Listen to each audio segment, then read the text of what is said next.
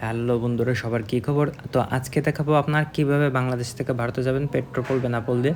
তো সর্বপ্রথম বাংলাদেশের এই সাইডে ইমিগ্রেশন পার করে এখানে আসবেন। এখানে হচ্ছে মেইন পয়েন্ট, বাংলাদেশ ভারতের মূল সীমান্তের যে পিলার, এখান থেকে শুরু। তো এখান থেকে ডাইরেক্ট চলে যাবেন সামনের দিকে। তো এখানে একজন ইন্ডিয়ান সৈনিক থাকে, সার্বা ম্যাম। তো এখানে আপনার পাসপোর্ট দেখে ভেরিফাই করবে, তারপর চলে আসবেন সামনের দিকে। তো সামনের দিকে দেখবেন এখানে ইন্ডিয়ান ইমিগ্রেশনের যে মেইন চেকিং ফেকিং হয়, তো সিল স্বাক্ষর মারা হয়, তো সেটা তো দেখবেন এটা বাংলাদেশের তুলনায় অনেক সুন্দর করে তৈরি করছে, নতুন করে বনসাই দ্বারা সজ্জিত। তো সামনে এভাবে হাঁটতে হাঁটতে একটু দূরেই চলে আসবেন। তো সামনে এসেই দেখতে পাবেন যে এখানে চেকিং পোস্ট। এখান থেকে মনে করেন যে মেইন ভিড় বা যে ইটা শুরু এখানে। তো এখানে দেখবেন বিশাল ভিড় পড়ে গেছে। আমি গিয়েছিলাম দুর্গাপূজার ছুটিতে গরমের সময়। তো এখানে অনেক বেশি না, মানে সামান্যই ভিড় ছিল, তারপরেও মনে করেন বেশি কষ্ট করা লাগে না। আর এখানে যারা অসুস্থ বা বৃদ্ধারা আছে তাদের জন্য এই গাড়ির সুব্যবস্থা করা আছে। তো এখানে সব চেকিং করার পর ব্যাগ ইমিগ্রেশন, ডাইরেক্ট ইমিগ্রেশনে এখানে আপনাকে কিছু প্রশ্ন করবে এবং সিল মেরে চলে আসবেন সোজা বাইরের দিকে। তো বাইরের দিকে এখানে আসতে একটু কষ্ট হয়, তো আপনারা একটা আছে গাড়ির মতন, ওটা ব্যবহার করবেন।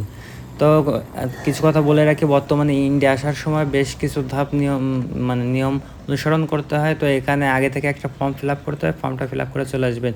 আর আশপাশে প্রচুর পরিমাণে দোকান আছে টাকা ভাঙানোর। তারপরে আমার প্রচুর খিদা লাগছিলো, তো আমি সব কাজ শেষে খেতে আসলাম। তো এখানে প্রতি পিস মুরগির দাম মাত্র 20 টাকা। তো খেয়ে ডাইরেক্ট চলে যাচ্ছি আমার কাকার বাসায়। তো এখান থেকে আপনি অটো বা টোটো গাড়ি আছে, তো ডাইরেক্ট আপনারা বনগাঁ জাংশনের দিকে চলে যেতে পারবেন। এখান থেকে বিভিন্ন ধরনের গাড়ি এবং পাশে থাকবেন একটা সুন্দর ইস্কন মন্দির। তো আমার কলেজ যেহেতু অনেক দূরে, সেজন্য আমি আমার কাকার বাড়ির দিকে যাচ্ছিলাম।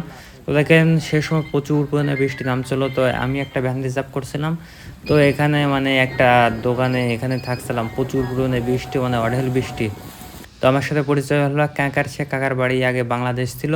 তো কাকা বিভিন্ন কথা বললো। অ্যাট লাস্ট আমরা আর ধৈর্য ধারণ না করতে পেরে আবার বৃষ্টি নিয়ে চলে যাচ্ছিলাম কাকার বাড়িতে। তো মানে অনেক ঝামেলার মধ্য দিয়ে যাচ্ছিলাম। যাই হোক, কাকা বিভিন্ন ধরনের গল্প টল্প বলতেছিল আমাদের হিন্দু ধর্মীয় ভারত বাংলাদেশের। তো অ্যাট লাস্ট বৃষ্টি থামছে। তো থামার পর আমি কাকার বাড়ি চলে গেছি। আর আমার বন্ধু বান্ধবদের জন্য বিভিন্ন খাবার নিয়েছিলাম, প্রায় 1 বস্তা চানাচুর, বিভিন্ন জিনিস। তো পরবর্তী ভিডিওতে দেখাবে। সবাই ভালো থাকবেন। ধন্যবাদ।